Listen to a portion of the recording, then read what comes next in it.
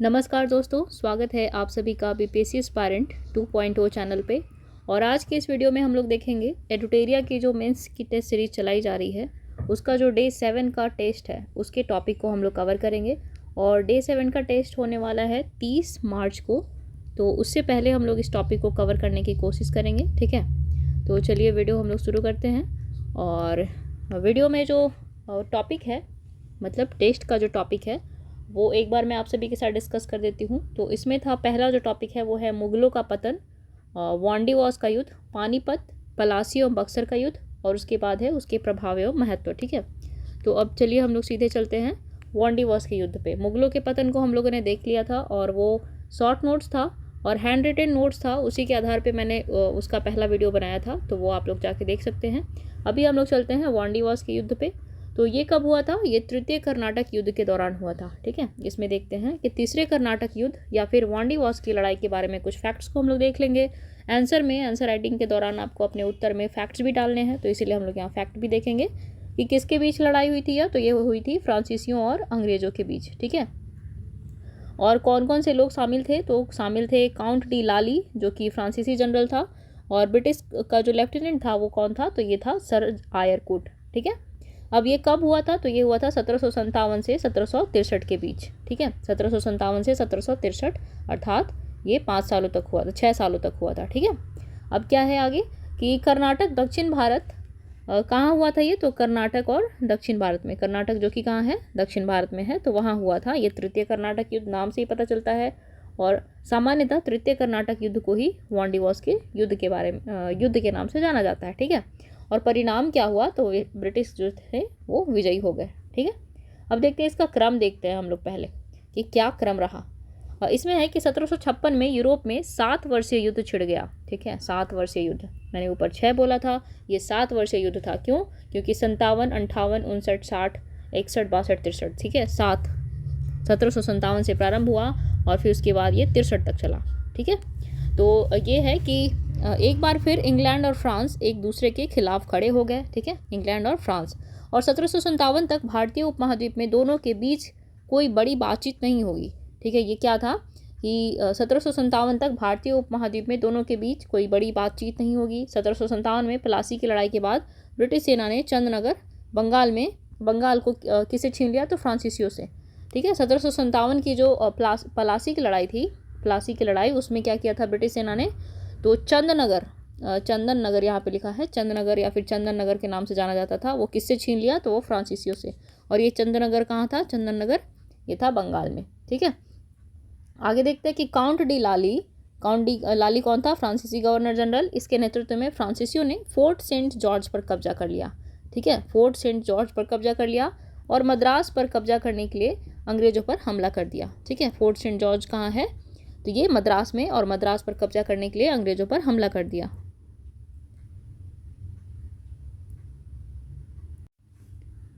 आगे देखते हैं कि लेकिन 1760 में वांडीवॉस की लड़ाई में सर आयरकुट, ठीक है, सर आयरकुट या कुटे लिखा जाता है, तो सर आयरकुट के नेतृत्व में अंग्रेजी सेना ने उन्हें हरा दिया। ठीक है, किन्हें? तो काउंट डिलाली, जो कि फ्रांसीसी गवर्नर जनरल था। यहाँ पे हम लोगों ने देखा कि नेतृत्वकर्ता कौन कौन से थे। तो ये काउंट डिलाली था, फ्रांसीसी गवर्नर जनरल, और ब्रिटिश लेफ्टिनेंट कौन था? सर आयरकुट, सर जनरल आयरकुट, की आपको ध्यान रखना है। ठीक है, आगे देखते हैं। फ्रांसीसियों ने पांडिचेरी, माहे, जिंजी और कराईकल सहित अपनी भारतीय संपत्ति अंग्रेजों के हाथों खो दी। ठीक है, और सन 1763 में क्या हुआ? पेरिस की संधि के साथ युद्ध समाप्त हो गया। ठीक है, तो ये हम लोग मतलब शॉर्ट में इसके फैक्ट्स को देख रहे हैं। ठीक है, अब आगे देखते हैं कब संधि समाप्त हुई, युद्ध कब समाप्त हुई? तो 1763 में। कौन सी संधि? तो पेरिस की संधि के साथ। और संधि के अनुसार चंदन नगर और पौंडीचेरी को फ्रांस को वापस कर दिया गया, लेकिन उन्हें किलेबंदी करने या उनमें सेना रखने से रोक दिया गया। ठीक है, यानी जो चंदन नगर कहाँ का? बंगाल का था, बंगाल में था ये चंदन नगर। और पौंडीचेरी किनको वापस कर दिया गया? फ्रांसीसियों को, लेकिन कहा गया कि आप उसकी किलेबंदी नहीं कर सकते, अर्थात उस स्थान को घेर नहीं सकते हैं और फिर वहाँ पे अपनी सेना नहीं रख सकते हैं। ठीक है, अर्थात क्या कर सकते हैं वहाँ पे फ्रांसीसी? केवल व्यापारिक गतिविधियाँ ही कर सकते हैं। ठीक है, आगे देखते हैं कि परिणाम क्या हुए। युद्ध तो हो गया, लेकिन परिणाम क्या हुए थोड़ा डिटेल में देख लेंगे हम लोग कि इसके प्रभाव थे पहले हम लोग प्रभाव देखेंगे कि भारत में साम्राज्य स्थापित करने की फ्रांसीसियों की उम्मीदें पूरी तरह से नष्ट हो गई। अर्थात वांडीवास का ही वो युद्ध था जिसने कि यह स्पष्ट किया कि फ्रांसीसी भारत में शासन नहीं कर सकते हैं। ठीक है, अर्थात क्यों नहीं कर सकते? क्योंकि उनकी जो बनावट थी, सैन्य क्षमता थी, वो अंग्रेजों से कम थी। ठीक है, ये स्थापित कर दिया किसने? तो वांडीवास के युद्ध ने। अब क्या किया इसने? ब्रिटेन को भारत में सर्वोपरि यूरोपीय शक्ति के रूप में स्थापित किया। तो आपसे पूछा भी जा सकता है कि वह कौन सा युद्ध था जिसके माध्यम से यह स्पष्ट हुआ कि जो ब्रिटिश हैं वही भारत में सर्वोच्च यूरोपीय शक्ति हैं, एकमात्र यूरोपीय शक्ति हैं जो कि यहाँ शासन कर सकते हैं। तो ये युद्ध था वांडीवास का युद्ध। ठीक है, जो कब से कब तक हुआ?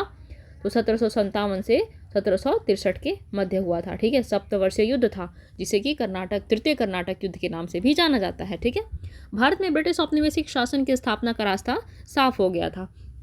अब हम लोग ये देखते हैं कि ठीक है, अंग्रेज तो जीत गए इस युद्ध में, लेकिन फ्रांसीसियों की असफलता के क्या कारण थे ये भी तो जानना हमें ज़रूरी है। तो देखते हैं कि अंग्रेजों की श्रेष्ठ नौसैनिक शक्ति, ठीक है, अंग्रेज नौसेना में जो थे वो क्या थे? पारंगत थे। उनकी नौसेना की जो क्षमता थी वो बहुत ही मजबूत थी। ठीक है, वे यूरोप से सैनिक ला सकते थे और बंगाल से आपूर्ति भी प्रदान कर सकते थे। और फ्रांसीसियों के पास क्या था? संसाधनों की पूर्ति के लिए ऐसा कोई रास्ता नहीं था। ये बंगाल को जो ये ब्रिटिश जो थे उन्होंने बंगाल को क्या मान लिया? तो संसाधन की पूर्ति का एक माध्यम मान लिया। वहाँ पे व्यापार ही नहीं किया वहाँ पे, बल्कि उन्होंने अपनी आर्थिक क्षमता जो है वो बहुत ज़्यादा मजबूत कर ली। वो बंगाल को इस तरह से उन्होंने विकसित कर लिया कि कहीं भी देश के, भारत के किसी भी क्षेत्र में अगर युद्ध हो रहा है तो बंगाल से, ये बंगाल है, यहाँ से वो धन भेज सकते थे, या फिर ये नौसेना के माध्यम से यहाँ पे सेना हेल्प के लिए भेज सकते थे, मदद के लिए सेना को भेज सकते थे, और साथ ही साथ धन भी भेज सकते थे। ठीक है, तो उनकी नौसैनिक शक्ति अंग्रेजों की विजय का एक प्रमुख कारण थी। ठीक है, आगे देखते हैं क्या था यहाँ पे कि फ्रांसीसियों के पास संसाधन की पूर्ति के लिए ऐसा कोई भी रास्ता नहीं था। अर्थात उनकी नौसैनिक शक्ति कमजोर थी। किनकी? फ्रांसीसियों की। आगे देखते हैं कि फ्रांसीसी सेना के पास 300 यूरोपीय घुड़सवार सेना, 2250 यूरोपीय पैदल सेना, 1300 सिपाही सैनिक और 3000 मराठा और 16 तोपें थी। जबकि अंग्रेजों ने लगभग 80 यूरोपीय घोड़े, 250 देसी घोड़े और 1900 यूरोपीय पैदल सेना और इतने सिपाहियों को तैनात किया था। ठीक है, मतलब यहाँ पे मात्र तुलना किया गया है, ये आपको लिखने की आवश्यकता नहीं है, ये आपको देखना है मात्र कि इनकी जो सेना थी किनकी? फ्रांसीसियों की, वो ब्रिटिशर्स की तुलना में बहुत अधिक थी। ये मात्र तुलनात्मक रूप से आपको बताया गया है कि क्या थी। आगे कि ब्रिटिश के पास मद्रास, बम्बई और कलकत्ता 3 महत्वपूर्ण पद थे। ठीक है, 3 महत्वपूर्ण क्षेत्र थे। कौन कौन सा? मद्रास, बम्बई और कलकत्ता। इसके विपरीत क्या? तो फ्रांसीसियों के पास केवल एक मजबूत चौकी कौन सी थी? तो पौंडीचेरी। ठीक है, मतलब इनके पास क्या थे? 3 महत्वपूर्ण क्षेत्र थे। किनके पास? ब्रिटेन के पास, लेकिन इनके पास मात्र एक था, पौंडीचेरी। और इसका अर्थ क्या था? तो यह कि यदि पौंडीचेरी पर कब्जा कर लिया गया तो फ्रांसीसियों को पुनर्प्राप्ति की बहुत कम उम्मीद थी, क्योंकि उनके पास कोई और क्षेत्र ही नहीं बच रहा था ना कि जहाँ वो भाग के जा सके। उनके किसी एक क्षेत्र पर कब्जा हो गया अगर, तो उनके पास कोई ऐसा क्षेत्र नहीं था, कोई एक ऐसा किलाबंदी वाला क्षेत्र नहीं था, एरिया नहीं था जहाँ की वो भाग के शरण ले सकते थे। लेकिन वहीं अंग्रेजों के पास क्या था? उनके पास 3 क्षेत्र। कौन से? मद्रास थे, बम्बई थे, कलकत्ता थे। अगर ये एक क्षेत्र में पराजित भी हो जाते हैं, मान लिया कि बंगाल में पराजित हो गए तो मुंबई आ सकते थे, मुंबई में पराजित हो गए तो मद्रास में रह सकते थे। लेकिन फ्रांसीसियों के साथ क्या था कि यदि एक बार पौंडीचेरी पर कब्जा हो गया तो उनके पास भागने का कोई क्षेत्र नहीं था। ठीक है, या फिर यहाँ पे भारत में स्टे करने का कोई क्षेत्र नहीं था। तो अब क्या है कि ये तो हमने देख लिया कि प्लासी की लड़ाई में जीत ने अंग्रेजों के लिए बंगाल नामक एक समृद्ध क्षेत्र का रास्ता खोल दिया। ठीक है, प्लासी की लड़ाई जब हुई थी तो बंगाल का जो क्षेत्र है वो किन के लिए लाभदायक हुआ? तो ये हो गया अंग्रेजों के लिए। अब आगे है, अंग्रेजों के पास रॉबर्ट क्लाइव, स्ट्रिंगर लॉरेंस और सर आयरकूट जैसे कई योग्य और सक्षम सैनिक थे। तो ये बताया जा रहा है कि क्यों फ्रांसीसियों की हार हुई यहाँ पे तृतीय कर्नाटक युद्ध में। ठीक है, और तृतीय कर्नाटक युद्ध से रिलेटेड फैक्ट्स को हम लोगों ने यहाँ पे देख लिया, इसके परिणाम को देख लिया कि फ्रांसीसियों की उम्मीदें पूर्णतः समाप्त हो गई भारत में शासन करने की, और ब्रिटेन क्या हुआ? एकमात्र सर्वोपरि यूरोपीय शक्ति के रूप में भारत में स्थापित हो गया। ठीक है, और बहुत सारे फैक्ट्स भी हम लोगों ने देखे। तो अब हम लोग आगे चलते हैं। आगे कौन सा? तो पानीपत का युद्ध देखते हैं। कब हुआ था पानीपत का युद्ध? तो 1761 ईस्वी में। ठीक है, और प्लासी का युद्ध कब हुआ था? प्लासी का युद्ध हुआ था 1757 ईस्वी में। आपको डेट एकदम से कंफर्म रखना है। अब देखते हैं पानीपत की तीसरी लड़ाई 1761 ईस्वी में, इसकी पृष्ठभूमि को हम लोग देखते हैं कि क्या हुआ। तो औरंगजेब की मृत्यु के पश्चात उत्तर भारत, ठीक है, उत्तर भारत में राजनीतिक शून्यता की स्थिति पैदा हो गई। अर्थात उत्तर मुगल के समय क्या था? तो उत्तराधिकारी कमजोर थे, उत्तर मुगल क्यों कहा जाता है? क्योंकि उस समय शासन व्यवस्था अस्त व्यस्त थी, लगभग अराजकता की स्थिति थी उस समय भारत में, ये मुगलों के शासनकाल में। ठीक है, ये उत्तर मुगल का काल कब हुआ? 1707, जबकि औरंगजेब की मृत्यु हुई उसके बाद का जो समय काल है उसे उत्तर मुगल काल कहते हैं। और इसमें अराजकता की स्थिति क्यों हुई? क्योंकि कमजोर उत्तराधिकारी थे। ठीक है, कमजोर उत्तराधिकारी थे इस समय। और क्या हुआ? तो ये लोग विलासितापूर्ण जीवन जीते थे। ठीक है, विलासितापूर्ण जीवन जीते थे इसके कारण, और धन वगैरह का इतना वो हुआ नहीं, धन वगैरह संचय नहीं कर पाए ये लोग। और यहाँ पे क्या हुआ था, मनसबदारी जो प्रथा है, मनसब की जो प्रथा है, या फिर जो मनसबदार थे उनकी संख्या में वृद्धि हो गई थी। संख्या में वृद्धि हुई तो इनको वेतन देने के लिए क्या किया गया?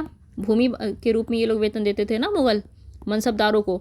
तो क्या हुआ? भूमि की भी संख्या कम हो गई, मतलब भूमि की मात्रा कम हो गई, संख्या नहीं, भूमि की मात्रा कम हो गई। और उससे क्या हुआ कि वो कर नहीं लगा पाए, और कर नहीं लग पाया तो राजस्व में कमी हुई अंततः। खैर, ये सब सारी चीज़ें तो बैकग्राउंड में थी। हम लोग आगे देखते हैं कि क्या हुआ। राजनीतिक शून्यता की स्थिति उत्पन्न हो गई कब? औरंगजेब की मृत्यु के पश्चात, 1707 ईस्वी के पश्चात। और मुगल बादशाह अपनी स्थिति को मजबूत करने का प्रयास करते रहे, लेकिन वो मुगल अमीरों की कठपुतली बनकर रह गए। ठीक है, ऐसे में क्या हुआ? मराठे दिल्ली पर कब्जा करने के लिए ख्वाब लेने लगे थे, लेकिन अंततः उन्हें किसके द्वारा? तो अहमद शाह अब्दाली की ओर से चुनौती मिला, किन्हें? मराठों को। ठीक है, आगे देखते हैं हम लोग कि पानीपत का तीसरा युद्ध अहमद शाह अब्दाली और मराठों के बीच लड़ा गया। ठीक है, ये आपको ध्यान रहना चाहिए। किसके किसके बीच लड़ा गया था पानीपत का तीसरा युद्ध? अहमद शाह अब्दाली और मराठों के बीच। और कब लड़ा गया था? तो 1761 ईस्वी में। ठीक है, और इस युद्ध में मराठों को पराजय का सामना करना पड़ा। और पानीपत के तीसरे युद्ध के कारणों को अब हम लोग देख लेते हैं। एक मिनट। तो क्या है इसमें कि मराठा द्वारा मुगल दरबार में प्रत्यक्ष हस्तक्षेप किया जाना। ठीक है, मराठों द्वारा कहाँ? तो मुगल दरबार में प्रत्यक्ष हस्तक्षेप किया जाना। इससे एक वर्ग संतुष्ट और दूसरा असंतुष्ट हुआ, और असंतुष्ट वर्ग ने क्या किया?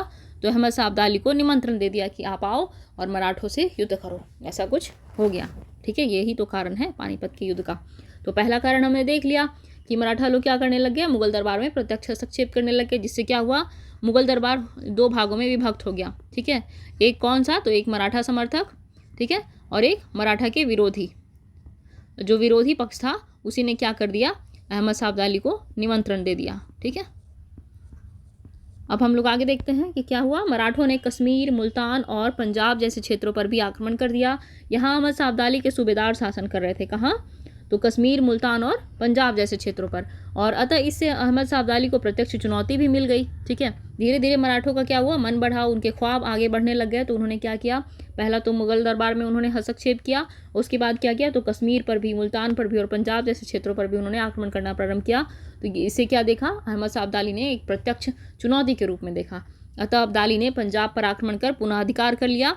आगे बढ़कर अब्दाली ने दिल्ली पर भी अधिकार कर लिया और मराठों को चुनौती दे दी। ठीक है, अब इससे संबंधित जो प्रमुख बिंदु हैं वो हम लोग देखते हैं कि पेशवा बालाजी बाजीराव। ठीक है, पेशवा बालाजी बाजीराव ने अपने पुत्र विश्वास राव भाऊ के नेतृत्व में एक शक्तिशाली सेना संगठित की और अब्दाली से युद्ध करने भेजा। ठीक है, लेकिन वास्तविक सेनापति कौन थे? तो ये थे सदाशिव राव भाऊ। किनके नेतृत्व में भेजा गया? विश्वास राव भाऊ के नेतृत्व में भेजा गया। और ये किनके पुत्र थे? पेशवा बालाजी बाजीराव। और लेकिन जो वास्तविक सेनापति थे वो कौन थे? तो सदाशिव राव। ठीक है, सदाशिव राव भाऊ। और ये देखते हैं कि सदाशिव राव ने उत्तर भारत के विभिन्न शासकों से मदद मांगी, लेकिन उत्तर भारत का कोई भी शासक मराठों की मदद करने को तैयार नहीं हुआ। जबकि अहमद शाह अब्दाली को रुहेला सरदार नजीबुद्दौला, ठीक है, रुहेला सरदार नजीबुद्दौला और अवध के नवाब शुजाउद्दौला का सहयोग प्राप्त हो गया। ये हम लोग देख सकते हैं ऐसे कैसे, ये मराठा वर्सेस कौन? तो अहमद शाह अब्दाली। ठीक है, और इसमें क्या हुआ? अहमद शाह अब्दाली को किसका सहयोग प्राप्त हो गया? तो रुहेला सरदार का। रुहेला सरदार कौन? तो रुहेला सरदार नजीबुद्दौला। और फिर कौन? तो अवध के नवाब का भी सहयोग प्राप्त हो गया। किसे? अहमद शाह को, अहमद शाह अब्दाली को। लेकिन मराठों को किसी का सहयोग प्राप्त नहीं हुआ। और आगे क्या हुआ? मराठा सेना की तरफ से इब्राहिम खान गारदी, कौन? इब्राहिम खां गारदी मराठा तोपखाने का नेतृत्व कर रहा था। और 14 जनवरी 1761 ईस्वी को पानीपत का तीसरा युद्ध हुआ। इसमें अब्दाली की सेना मराठा सेना से बड़ी थी और युद्ध में मराठे पराजित हुए और उन्हें अपने अनेक योग्य सरदार व सैनिक खोने पड़ गए। ठीक है, तो क्या क्या हम लोगों ने देख लिया। तो इससे रिलेटेड जो प्रमुख बिंदु थे वो देख लिया हमने। कौन? तो मराठा की ओर से कौन नेतृत्व कर रहे थे मराठा सेना का? तो ये थे विश्वास राव भाऊ। और जो वास्तविक सेनापति थे वो कौन थे? सदाशिव राव। ठीक है, सदाशिव राव वास्तविक सेनापति। आप लोग शॉर्ट नोट्स ऐसे बनाते चलिएगा, ठीक है, ताकि आप रिवाइज कर पाएँ। ये वास्तविक हो गए। नेतृत्वकर्ता कौन हो गए, ऐसे यहाँ मैं शॉर्ट में लिख रही हूँ, नेतृत्वकर्ता विश्वासराव भाऊ, ठीक है। और इधर क्या हुआ कि मराठों को की मदद के लिए कोई आगे नहीं आया, लेकिन इधर क्या हुआ, अहमद शाह अब्दाली के लिए कौन सहयोग करने आ गया, तो ये रुहेला के नजीबुद्दौला और अवध के कौन, शुजाउद्दौला, ठीक है।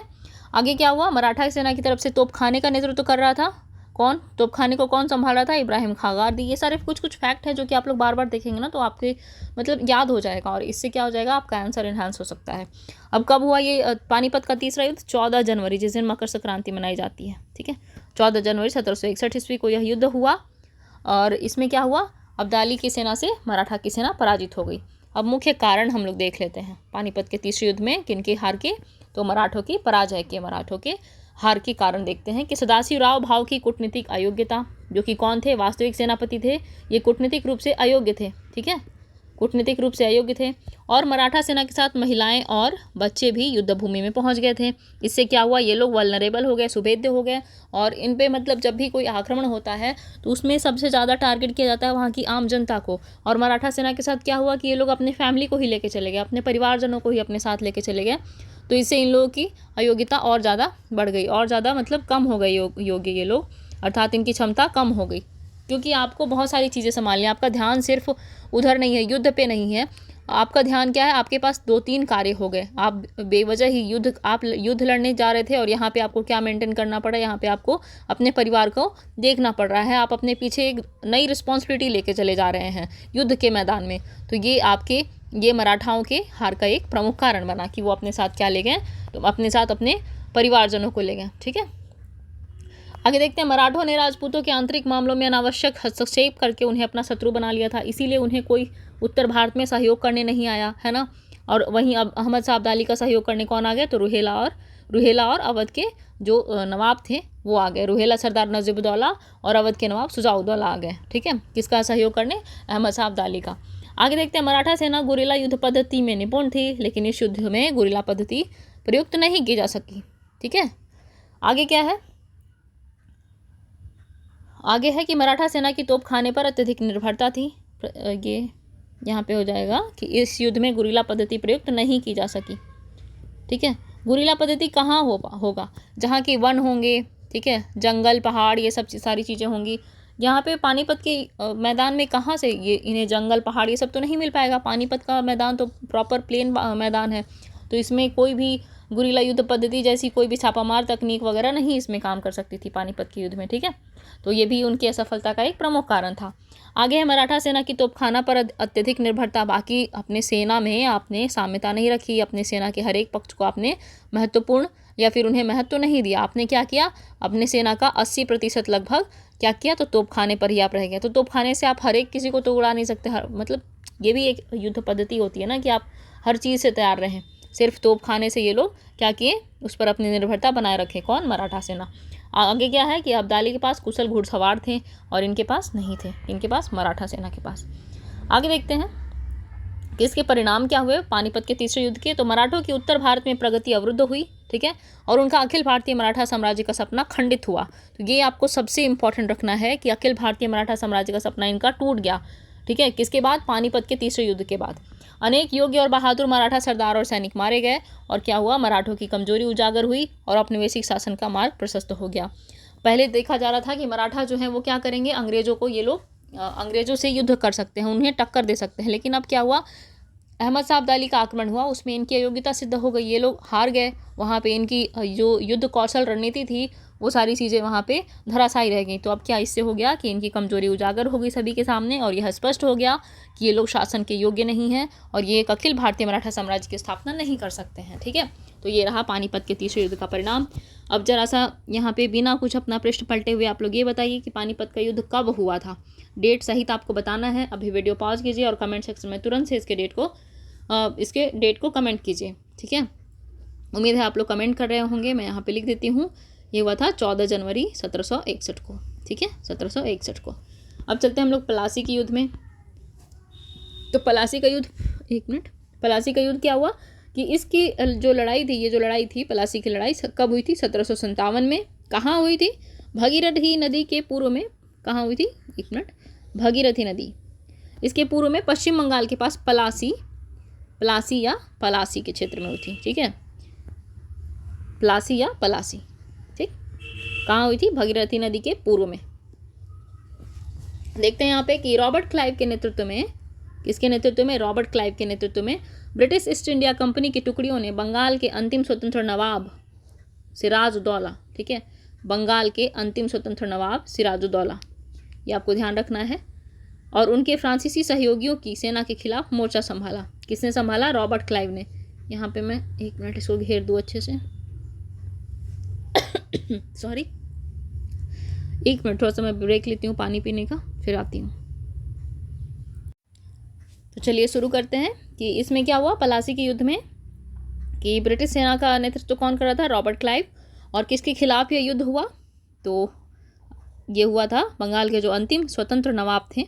ठीक है, कौन? नवाब सिराजुद्दौला। तो इसको ऐसे लिख लेंगे आप लोग नोट्स में, अंग्रेज वर्सेस यहाँ पे बंगाल के नवाब। ठीक है, ये थोड़ा सा मैं रफ में लिखूंगी, आपको अपने नोट्स में अच्छे से लिखना है, बंगाल के नवाब, और इसमें आपको नाम इनका लिखना है सिराजुद्दौला। ठीक है, और फिर प्लस में कौन थे? तो यहाँ पे थे फ्रांसीसी, और वहाँ पे आपको लिखना है अंग्रेज़ों के जो नेतृत्व करता था वो कौन था? Robert Clive. ठीक है, ऐसे करके आपको नोट्स में लिख लेना है। शॉर्ट नोट्स आपको इसलिए बनाना है ताकि आप हर रोज़ रिवाइज कर सके इसको। ऐसा नहीं है कि आप एक ही बार पढ़े और फिर आपको याद हो जाएगा। ठीक है, तो इस प्रकार से आप शॉर्ट नोट्स बनाते चलेंगे। आगे देखते हैं पृष्ठभूमि कि क्या क्या हुई, युद्ध के पहले क्या क्या घटनाएं घटी। तो सिराजुद्दौला, बंगाल के तत्कालीन नवाब सिराजुद्दौला अपने दादा अलीवर्दी खां की मृत्यु के बाद उनके उत्तराधिकारी बने, अर्थात उन्हें ये जो पद मिला था वो अपने दादा से मिला था। ठीक है, और अलीवर्दी खां बिहार के का उपराज्यपाल था, जिसने बंगाल के दीवान मुर्शिद कुली खान के अयोग्य पुत्र सरफराज खान की हत्या करने के बाद गद्दी संभाली थी। ठीक है, और क्या है कि सिराजुद्दौला अपने ही दरबार में कई प्रतिद्वंदियों से घिरा हुआ था। मोस्ट इंपॉर्टेंट थिंग, जिन्होंने पलासी की लड़ाई जीतने में अंग्रेजों की मदद की थी। तो कौन कौन से थे ये लोग, आगे हम लोग देखेंगे। यहाँ देखते हैं युद्ध से पहले जो घटनाएं घटी वो क्या क्या थी। तो कर्नाटक में ब्रिटिश जीत ने सिराज को पहले से ही ईस्ट इंडिया कंपनी की बढ़ती शक्ति से आशंकित कर दिया था। ठीक है, और इसके अलावा कंपनी के अधिकारियों ने उसके व्यापार विशेषाधिकारों का बड़े पैमाने पर दुरुपयोग किया, जिससे नवाब के वित्त पर प्रतिकूल प्रभाव पड़ा। ठीक है, कर्नाटक के युद्ध के बाद क्या हुआ कि ब्रिटिश जीत वहाँ पे हासिल किए, ब्रिटिश लोग वहाँ पे जीत हासिल किए। कहाँ? कर्नाटक के युद्ध में।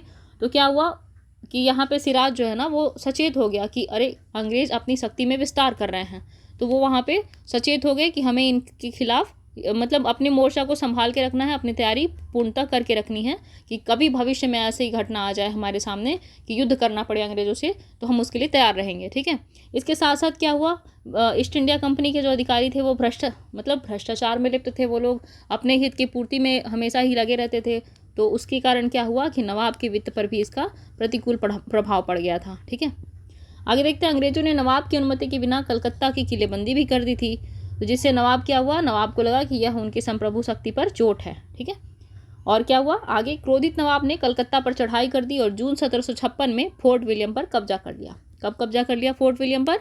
तो जून 1756 में। किन्होंने? नवाब सिराजुद्दौला ने। क्यों किया कलकत्ता पर चढ़ाई? क्योंकि उन लोगों ने कलकत्ता की किलेबंदी कर ली थी, अर्थात आपने एक प्रॉपर क्षेत्र को अपना बना लिया कि इसके अंदर आप कुछ भी गतिविधि कर रहे हैं और बाहर के लोगों को यहाँ के बारे में पता नहीं है कि यहाँ पे कौन सी गतिविधि चल रही है। तो इससे क्या हुआ, नवाब क्रोधित हो गए और उन्होंने कलकत्ता पर चढ़ाई कर दी जून 1756 में, और वो जो किलेबंदी की थी वहाँ पे उन्होंने चढ़ाई कर दी, जिसे फोर्ट विलियम कहा जाता था। आगे देखते हैं फोर्ट विलियम के आत्मसमर्पण के कुछ ही समय बाद 20 जून 1757 को, ठीक है, 20 जून 1757 को सिराज ने 146 ब्रिटिश कैदियों को कलकत्ता की एक छोटी काल कोठरी में कैद कर दिया। यहाँ पे 1757 होगा, 7 छूट गया है। ठीक है, एक छोटी काल कोठरी में कैद कर दिया, जिनमें से 123 कैदियों की दम घुटने से मौत हो गई, और इसे क्या कहते हैं, इसे ब्लैक होल ऑफ कोलकाता के नाम से भी जाना जाता है। ठीक है, तो ये आपको कब जिक्र करना है, पानीपत के प्लासी के युद्ध के समय। ठीक है, प्लासी के युद्ध के दौरान आपको किस बात का जिक्र करना है, तो ब्लैक होल घटना। ठीक है, ब्लैक होल ऑफ कोलकाता। इसमें क्या हुआ था, 20 जून 1757 की तारीख थी, और इन्होंने क्या कर दिया, नवाब सिराजुद्दौला ने, कि 146 अंग्रेजों को एक ही काल कोठरी में बंद कर दिया, और इसमें से 123 लोगों की मौत हो गई थी। ठीक है, जिसे क्या जाना, किस नाम से जाना गया, ब्लैक होल ऑफ कोलकाता के नाम से। और इस घटना से क्या हुआ, अंग्रेजों की शत्रुता को खुलकर सामने ला दिया कि नवाब अंग्रेजों को पसंद नहीं करते, और अंग्रेज भी इस बात से चिढ़ गए कि नवाब उनके खिलाफ षड्यंत्र कर रहे हैं और उन्हें मारने की साजिश की जा रही है। ठीक है, अब इससे क्या हुआ, लड़ाई के दौरान हम लोग क्या देखते हैं कि रॉबर्ट क्लाइव का आगमन हुआ। किसका, रॉबर्ट क्लाइव का। और बंगाल के नवाब द्वारा अंग्रेजों की इस दुखद हार के बाद नवाब को उखाड़ फेंकने और बंगाल में ब्रिटिश स्थिति को मजबूत करने के लिए रॉबर्ट क्लाइव के नेतृत्व में एक मजबूत सेना कहाँ से, मद्रास से भेजी गई थी। और नवाब के असंतुष्ट अनुयायियों जैसे मीर जाफर, ठीक है, मीर जाफर और अन्य बंगाली जनरलों को अंग्रेजों के साथ गठबंधन बनाने के लिए रिश्वत दी गई। तो यही वो घर का भेदी था नवाब सिराजुद्दौला का, जिसने कि अंग्रेजों का साथ दिया, ठीक है, और सिराज की हार का कारण बना था अंततः। आगे देखते हैं कि सिराज के रिश्तेदार मीर जाफर को अंग्रेजों का समर्थन करने के बदले में सिंहासन का वादा दिया गया था। ठीक है, और ये मीर जाफर सिराज का रिश्तेदार ही था, और इसे अंग्रेजों ने यह प्रलोभन दिया कि तुम हमारी मदद करोगे तो हम तुम्हें बंगाल का सिंहासन सौंप देंगे। ठीक है, आगे है युद्ध का क्रम, हम लोग देखते हैं कि क्या क्या हुआ। तो पलासी में क्लाइव की सेना का सामना फ्रांसीसी सैनिकों के साथ नवाब की सेना से हुआ। ठीक है, किसका, फ्रांसीसी सैनिकों के साथ नवाब की सेना के साथ हुआ था। और ये इसमें कहाँ, तो पलासी में। तो क्लाइव वर्सेस कौन, क्लाइव वर्सेस, यहाँ पे लिख लेंगे सिराज एंड प्लस फ्रांसीसी। ठीक है, सिराज और फ्रांसीसी एक साथ थे और क्लाइव दूसरी ओर से अंग्रेजों का नेतृत्व कर रहा था। और नवाब की 50,000 सैनिकों की सेना की संख्या क्लाइव की केवल 3,000 की सेना से अधिक थी। हालांकि षड्यंत्रकारियों के साथ अंग्रेजों के गुप्त गठबंधन ने लड़ाई में ब्रिटिशों की पकड़ मजबूत कर दी। और क्यों पकड़ मजबूत कर दी, इतनी संख्या में जो वेरिएशन था, इतना जो अंतर था उसके बावजूद, क्योंकि षड्यंत्रकारी इसके साथ थे, अंग्रेजों के साथ थे। मीर जाफर जो कि प्रमुख षड्यंत्रकारी था, नवाब सिराजुद्दौला के साथ होते हुए भी वो अंग्रेजों को वहाँ की गुप्त सूचना दे रहा था। तो उसके कारण क्या हुआ, ब्रिटिश की पकड़ युद्ध पर मजबूत हो गई। और इसके अलावा मीर जाफर लगभग 1/3 बंगाली सेना के साथ लड़ाई में शामिल नहीं हुआ और नवाब की हार में योगदान दे दिया, वो युद्ध में ही शामिल नहीं हुआ। अब क्या है, सम्मोहक परिस्थितियों में नवाब ने अपनी सेना के साथ भागने की कोशिश की, लेकिन मीर जाफर के बेटे मीरान ने उसे मार डाला। किसे, नवाब सिराजुद्दौला को। और इसका महत्व देखते हैं कि यह लड़ाई भारत में अंग्रेजों के लिए एक ऐतिहासिक मोड़ है। इसने बंगाल में अंग्रेजों की राजनीतिक और सैन्य सर्वोच्चता स्थापित की। ठीक है, अब इस युद्ध के बाद क्या हुआ ये भी देखते हैं हम लोग। तो युद्ध के बाद क्या हुआ ये देखते हैं कि प्लासी के युद्ध के बाद क्लाइव ने मीर जाफर को बंगाल का नवाब घोषित कर दिया। ठीक है, किसे नवाब घोषित किया, बंगाल का मीर जाफर, जिसे कि उसी शर्त पे ही उससे सहयोग लिया गया था अंग्रेजों द्वारा। और उसे क्या किया, मुर्शिदाबाद की गद्दी पर बैठाया गया। किसे, मीर जाफर को। समझौते के अनुसार क्या हुआ, अंग्रेजों को संतुष्ट करने के लिए मीर जाफर ने बंगाल के 24 परगना, अर्थात जिसे गाँव का समूह कहते थे, मतलब 24 परगना ये गाँव का समूह था, इसकी जमींदारी किसे दे दी, तो कंपनी को दे दी। हालांकि इससे अंग्रेज संतुष्ट नहीं हो सके और परिणाम स्वरूप उन्हें सिंहासन से हटा दिया गया और उनके दामाद मीर कासिम को बंगाल के नए नवाब के रूप में सिंहासन पर बिठाया गया। ठीक है, उसने क्या किया, मीर जाफर ने 24 परगना दे दिया था इसे अंग्रेजों को, उसकी ज़मींदारी दे दी थी अंग्रेज़ों को, लेकिन अंग्रेज़ जो है वो पता नहीं कितने जन्मों का भूख लेकर आए थे कि उनकी भूख शांत ही नहीं हो रही थी, तो इससे वो संतुष्ट नहीं हुए और फिर क्या किया, उन्होंने उसे हटा दिया। किसे, मीर जाफ़र को सिंहासन से हटा दिया और उसके स्थान पर क्या किया, मीर जाफ़र के दामाद को ही, जो कि कौन था, मीर कासिम, उसे बिठा दिया सिंहासन पर। ठीक है, तो ये था पलासी का युद्ध जिसे हम लोगों ने देखा। किसके किसके बीच हुआ था ये ज़रा शॉर्ट में आप लोग याद कीजिए, याद नहीं आ रहा तो देखिए, ये अंग्रेज़ वर्सेस बंगाल के नवाब सिराजुद्दौला और फ्रांसीसी के बीच हुआ था। मतलब अंग्रेज़ एक तरफ थे और दूसरी ओर कौन थे, तो बंगाल के नवाब सिराजुद्दौला और फिर फ्रांसीसी। ठीक है, तो आगे हम लोग चलते हैं। अगला जो टॉपिक है वो है बक्सर का युद्ध। इसमें देखते हैं कि बक्सर की लड़ाई किसके बीच, तो हेक्टर मुनरो के नेतृत्व वाली ब्रिटिश ईस्ट इंडिया कंपनी की कमान वाली सेनाओं और 1763 तक बंगाल के नवाब मीर कासिम की संयुक्त सेनाओं के बीच लड़ी गई थी।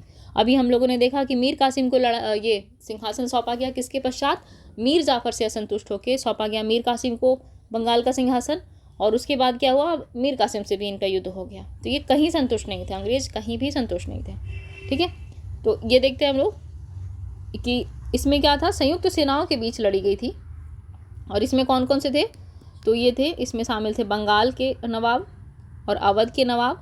ठीक है, और कौन, और मुग़ल सम्राट शाह आलम द्वितीय। तो यहाँ पे क्या हो गया, अंग्रेज वर्सेस, इसको शॉर्ट में आप लोग इस तरह से लिखते जाइए ताकि आपको याद करने में आसानी हो।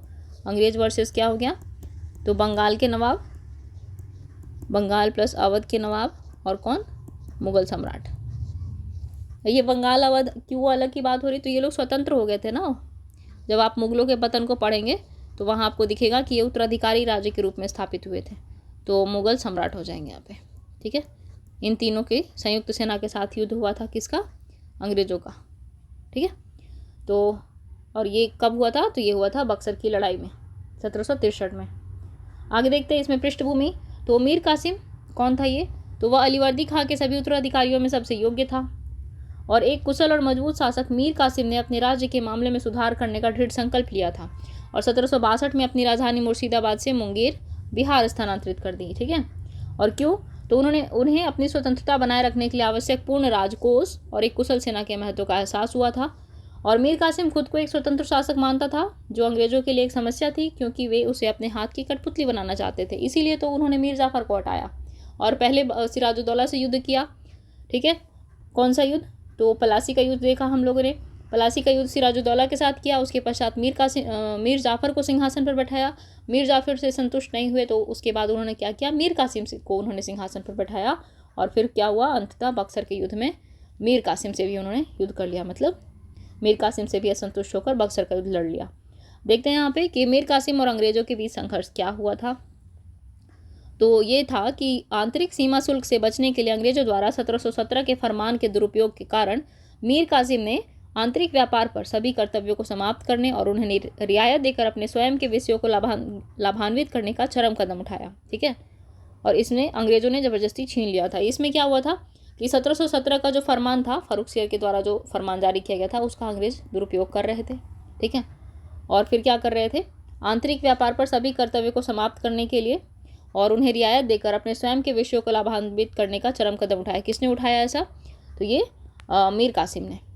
ठीक है, आंतरिक सीमा शुल्क लगा दिया था अंग्रेजों पर, सीमा शुल्क लगा दिया। जैसे ही अंग्रेजों पर सीमा शुल्क लगाया, उनकी भ्रिकुटियाँ तन गई और वो फिर संघर्ष के मोड़ में आ गया मीर कासिम के साथ। इसमें क्या हुआ, इसके द्वारा अंग्रेजों द्वारा कड़ा विरोध किया गया और उन्हें और अन्य व्यापारियों पर तरजीही व्यवहार की मांग की गई। ठीक है, अब क्या है, पारगमन शुल्क पर इन संघर्ष के कारण इन पर शुल्क आरोपित कर दिया गया। तो पारगमन शुल्क पर इन संघर्षों के कारण 1763 में ब्रिटिश और मीर कासिम के बीच युद्ध छिड़ गया, जिसके परिणाम स्वरूप कटवा, मुर्शिदाबाद, गिरिया, सूटी और मुंगेर में ब्रिटिश की जीत हुई। ठीक है, तो आगे देखते हैं। मीर कासिम अवध भाग गया और बंगाल को अंग्रेजों से पुनः प्राप्त करने के उद्देश्य से अवध के नवाब सुजाउद्दौला और मुगल सम्राट शाह आलम द्वितीय के साथ एक संघ बनाया। ठीक है, 3 लोगों का एक संघ बना और लड़ाई में देखते हैं कि क्या हो गया। तो युद्ध का क्रम कब हुआ, तो ये अक्टूबर 1764 में। कब, अक्टूबर 1764 में बंगाल से अंग्रेजों को बाहर करने के अंतिम प्रयास में मीर कासिम, अवध के नवाब और शाह आलम द्वितीय की संयुक्त सेनाएं उनके खिलाफ लड़ने के लिए एक साथ आईं। ठीक है, कौन कौन, मीर कासिम, अवध के नवाब और शाह आलम द्वितीय। अवध के नवाब सुजाउद्दौला और मुगल सम्राट शाह आलम द्वितीय। ठीक है, बक्सर में क्या हुआ, बक्सर में मेजर हेक्टर मुनरो के नेतृत्व में ब्रिटिश सेना द्वारा नवाबों और मुगल सम्राट की सेनाओं को निर्णायक रूप से पराजित किया गया। ठीक है, कब, अक्टूबर 1764 में। परिणाम क्या हुआ, इस निर्णायक लड़ाई ने बंगाल पर ब्रिटिश सत्ता की पुष्टि कर दी और कठपुतली नवाब के माध्यम से बंगाल पर शासन करने के प्रयास अंत हो गया। ठीक है, बंगाल पर अर्थात बंगाल पर ब्रिटिश सत्ता की पुष्टि हो गई, पूर्ण रूप से बंगाल पर अंग्रेजों का नियंत्रण हो गया। लड़ाई के परिणाम स्वरूप 1765 में इलाहाबाद की संधि हुई। ठीक है, कब, 1765 में इलाहाबाद की संधि हुई, जिसमें मुगल सम्राट ने बंगाल की संप्रभुता किसे दे दी, अंग्रेजों को सौंप दी। ठीक है, और क्या किया, पलासी के विजेता लॉर्ड रॉबर्ट क्लाइव बंगाल के पहले गवर्नर बने। ठीक है, कौन, तो पलासी के जो विजेता थे पलासी के युद्ध में, वो लॉर्ड रॉबर्ट क्लाइव बंगाल के पहले गवर्नर बन गए यहाँ पे। और इसका महत्व हम लोग देख लेते हैं कि पलासी की लड़ाई के विपरीत, जो कि ब्रिटिश साजिश थी, बक्सर की लड़ाई एक पूर्ण युद्ध थी। क्यों इसे एक पूर्ण युद्ध कहा जा रहा है, क्योंकि इसमें बंगाल के नवाब, ठीक है, बंगाल के नवाब प्लस अवध के नवाब और फिर मुगल सम्राट, ये तीनों शामिल थे, अर्थात इनका सामूहिक प्रयास था। अब 3 लोग मिल के आप लोग एक व्यक्ति एक दूसरी पार्टी से अर्थात अंग्रेजों से लड़ने जा रहे हैं, अर्थात यहाँ पे आप अपनी सैन्य क्षमता का प्रदर्शन कर रहे हैं, आपने एक गुट बनाया है और आपकी सैन्य क्षमता स्पष्ट होनी चाहिए इस युद्ध के माध्यम से, लेकिन फिर भी आप हार गए। अर्थात यह दिखा रहा है कि इसमें ब्रिटिश की जो युद्ध कौशल थी उसे यह युद्ध, कौन सा युद्ध, बक्सर का युद्ध स्थापित कर रहा था। ठीक है, इसीलिए ये इन तीनों का ये गुट था, तभी इसे क्या कहा गया, पूर्ण युद्ध कहा गया, किसे, बक्सर युद्ध को। इस युद्ध का महत्व इस तथ्य में निहित था कि न केवल बंगाल के नवाब बल्कि भारत के मुगल सम्राट भी अंग्रेजों से हार गए थे। ठीक है, इस जीत ने अंग्रेजों को उत्तरी भारत में एक महान शक्ति और पूरे देश पर प्रभुत्व का दावेदार बना दिया। ठीक है, क्या किया, अंग्रेजों को उत्तरी भारत में एक महान शक्ति के रूप में स्थापित कर दिया और पूरे देश पर प्रभुत्व का दावेदार बना दिया। ऐसा क्यों कहा जा रहा है? क्योंकि फ्रांसीसियों की भी स्थिति हम लोगों ने देख ली थी कि वो भी हार गए थे वांडीवॉस के युद्ध में। वांडीवॉस का युद्ध कब से कब तक हुआ था, अभी ऊपर पढ़ा था हमने। तो वांडीवॉस का युद्ध 1757 से 1763 ईस्वी में हुआ था। और वांडीवॉस के युद्ध को किस नाम से जानते हैं? तृतीय कर्नाटक युद्ध के नाम से जानते हैं। तो वहाँ फ्रांसीसियों की हार हुई, इसीलिए यहाँ पे कहा जा रहा है कि पूरे देश पर प्रभुत्व का दावेदार बना दिया। किन्हें? तो इसे अंग्रेजों को। ठीक है, युद्ध के बाद की स्थिति क्या हुई ये भी हम लोग देख लेते हैं। तो लड़ाई के बाद 1763 में मीर जाफर को बंगाल के नवाब के रूप में बहाल किया गया। किसे? मीर जाफर को। और वह अपनी सेना के रखरखाव के लिए मिदनापुर, बर्धमान और चटगांव जिले को अंग्रेजों को सौंपने पर सहमत हुए। ठीक है, कौन? मीर जाफर। और नमक पर 2% शुल्क को छोड़कर अंग्रेजों को बंगाल में शुल्क मुक्त व्यापार की भी अनुमति थी। पहले मीर कासिम से युद्ध क्यों हुआ? क्योंकि उन्होंने व्यापार करने पर शुल्क लगा दिया, अंग्रेजों पर शुल्क आरोपित कर दिया। इसी के कारण वो चिढ़ गए। उनकी जो व्यापार करने की छूट थी पहले की, वो स्थिति समाप्त हो गई थी, मीर कासिम के द्वारा समाप्त कर दी गई थी। तो इसीलिए उन्होंने फिर इस युद्ध को देख लिया था। मतलब वो बंगाल के जो नवाब थे उनसे उनकी अंग्रेजों की अनबन हो गई थी। ठीक है, इसी आधार पर कि उन्होंने व्यापार पर शुल्क आरोपित कर दिया। अब इसमें देखते हैं कि नमक पर क्या हुआ। नमक पर 2% शुल्क आरोपित कर दिया गया था और बाकी में शुल्क मुक्त व्यापार की अनुमति दे दी गई थी। कब? जब मीर जाफर को बंगाल का नवाब बनाया गया। ठीक है, क्या हुआ फिर आगे? 1765 में उनकी मृत्यु हो गई और उनके बेटे नजमुद्दौला ने उनका उत्तराधिकारी बना लिया गया। ठीक है, किसको? यहाँ पे ने नहीं होगा, यहाँ पे को होगा। तो 1765 में नवाब की मृत्यु हो गई और उनके बेटे नजमुद्दौला को उनका उत्तराधिकारी बना लिया गया। हालांकि प्रशासन की वास्तविक शक्ति अभी भी अंग्रेजों के पास ही थी। ठीक है, नजमुद्दौला ने कंपनी के साथ एक संधि पर हस्ताक्षर किया और प्रति वर्ष 53 लाख रुपए पर एक शीर्षक पेंशन भोगी बन गया। ठीक है, पेंशन भोगी कितने पर? 53 लाख रुपए एक वर्ष, प्रति वर्ष 53 लाख प्रति वर्ष, जो हर नए उत्तराधिकारी के साथ कम होता चला गया। पहले नजमुद्दौला को 53 लाख मिला होगा, उसके बाद जो उत्तराधिकारी आए होंगे उनको हो सकता है कि 50 लाख मिला हो या 45 लाख मिला हो, ऐसा कुछ हुआ होगा। आगे 1772 में अंग्रेजों ने पेंशन पूरी तरह समाप्त कर दिया और बंगाल का सीधा प्रभार अपने हाथ में ले लिया। ठीक है, बंगाल का सीधा प्रभार अपने हाथ में ले लिया। अब इसके बाद इलाहाबाद की जो संधि हुई थी, 2 संधियाँ हुई थी इलाहाबाद की, उसको भी हम लोग देखते हैं। तो यहाँ पे हम लोग देख रहे थे बक्सर का युद्ध और उसमें इलाहाबाद की संधि को हम लोग देखेंगे। अब तो इलाहाबाद की संधि कब हुई? 1765 में। तो इलाहाबाद में वर्ष 1765 में रॉबर्ट क्लाइव द्वारा नवाब शुजाउद्दौला और सम्राट शाह आलम द्वितीय के साथ 2 संधियाँ की गई। ठीक है, इलाहाबाद की संधि में 2 संधियाँ थी, आपको ये ध्यान रखना है। एक संधि किसके साथ हुई? तो एक संधि हुई बंगाल के नवाब किसके साथ? नवाब शुजाउद्दौला जो कि अवध के नवाब थे, उनके साथ हुई संधि। ठीक है, अवध के नवाब के साथ हुई संधि। और दूसरी जो संधि हुई वो हुई मुगल सम्राट शाह आलम द्वितीय के साथ। ठीक है, बंगाल पर तो उन्होंने नियंत्रण ही कर लिया था, तो उस पर उन्हें क्या ही संधि करनी थी। और नियंत्रण करके किसे नवाब बनाया था? तो पहले उन्होंने बनाया मीर जाफर को और उसके पश्चात उनके पुत्र को। क्या नाम था उनके पुत्र का? नजमुद्दौला को। तो अब हम लोग देखते हैं इलाहाबाद की संधि को, जो कि हुआ था 1765 में। पहला संधि अवध के नवाब के साथ, अवध के नवाब शुजाउद्दौला, और द्वितीय संधि किसके साथ? सम्राट शाह आलम द्वितीय के साथ। ठीक है, तो अब अवध के नवाब के साथ जो संधि हुई इलाहाबाद की, उसको हम लोग देखते हैं। इस संधि के अंतर्गत नवाब ने इलाहाबाद, ठीक है, इलाहाबाद और काना का क्षेत्र, ठीक है, किसे दे दिया? मुगल सम्राट शाह आलम द्वितीय को सौंप दिया और कंपनी को युद्ध क्षतिपूर्ति के रूप में 50 लाख रुपए का भुगतान किया। किसने? अवध के नवाब शुजाउद्दौला ने। क्या क्या किया? तो पहले दिया उन्होंने इलाहाबाद और काना का क्षेत्र मुगल सम्राट शाह आलम द्वितीय को सौंप दिया। और दूसरा काम क्या किया उन्होंने? तो 50 लाख रुपए किसे दे दिया? कंपनी को दे दिया। कंपनी को दे दिया क्यों? ताकि वो युद्ध की क्षतिपूर्ति कर सके। ये उनकी साजिश रहती थी अंग्रेजों की। अब क्या किया? बनारस के जमींदार बलवंत सिंह को उसकी संपत्ति का पूरा कब्जा दे दिया गया। ठीक है, इसी के माध्यम से, इलाहाबाद की संधि के माध्यम से। कहाँ के जमींदार? बनारस के जमींदार बलवंत सिंह को। ठीक है, तो ये 3 चीज़ें आपको याद रखनी है। आगे क्या है? शाह आलम द्वितीय के साथ संधि हम लोग देखते हैं। तो इसके साथ इसमें क्या हुआ कि बादशाह को कंपनी के संरक्षण में इलाहाबाद में रहने के लिए कहा गया। कि आप अब कंपनी के संरक्षण में ही रहेंगे। और मुगल सम्राट ने 26 लाख रुपए के वार्षिक भुगतान के बदले ईस्ट इंडिया कंपनी को बंगाल, बिहार और उड़ीसा की दीवानी दे दी। ठीक है, किसके पश्चात? इलाहाबाद की संधि के पश्चात। तो आपसे पूछा जा सकता है प्रीलिम्स में भी कि किस संधि के पश्चात बंगाल, बिहार और उड़ीसा की दीवानी अंग्रेजों को प्राप्त हुई थी? तो इलाहाबाद की संधि के पश्चात। ठीक है, तो 26 लाख रुपए का वार्षिक पेंशन दे दिया गया इनको, वार्षिक भुगतान दे दिया गया किसे? मुगल सम्राट शाह आलम द्वितीय को। और फिर क्या हुआ? इन्होंने बंगाल, बिहार और उड़ीसा की दीवानी दे दी इसके बदले में। और नेक्स्ट हम लोग देखते हैं कि मुगल सम्राट द्वारा उक्त प्रांतों के निजामत कार्य जैसे सैन्य रक्षा, पुलिस, न्याय, प्रशासन आदि के बदले में कंपनी को 53 लाख रुपए की राशि दी जानी थी। ठीक है, मतलब आप ये सब संभाल रहे हैं तो हम आपको क्या देंगे? 53 लाख रुपए देंगे, संभालिए। ठीक है, आगे देखते हैं। आगे तो कुछ नहीं, ये समाप्त हो गया। उम्मीद है कि ये वीडियो में आप सभी को मैं टॉपिक अच्छे से समझा पाई होंगी। और आपके जो मेंस के टेस्ट होने वाले हैं 30 मार्च को, ठीक है, कब? 30 मार्च को, उसमें आप लोग अच्छे से परफॉर्म करेंगे और इसका नोट्स भी आप लोग बना लिए होंगे, ऐसी मैं अपेक्षा करती हूँ। बाकी नेक्स्ट जो टॉपिक होगा उसके बारे में थोड़ा सा मैं डिस्कस कर देती हूँ। तो अगला टॉपिक जो होगा, 1 मिनट थोड़ा सा पेन चेंज कर लूँ। तो अगला टॉपिक होगा इसमें बंगाल विभाजन। ठीक है, बंगाल विभाजन। और नेक्स्ट है फिर उसके बाद स्वदेशी, उसी में आ जाएगा ना स्वदेशी आंदोलन। ठीक है, स्वदेशी आंदोलन, और हो जाएगा फिर सूरत कांग्रेस विभाजन। ठीक है, तो ये सारे टॉपिक हम लोग नेक्स्ट वीडियो में कवर करेंगे। और इस वीडियो के बारे में अपनी राय कमेंट सेक्शन में ज़रूर बताइएगा। फिलहाल के लिए यहाँ पे इतना ही, मिलती हूँ अगले वीडियो में। तब तक के लिए स्वस्थ रहें, पढ़ते रहें। धन्यवाद।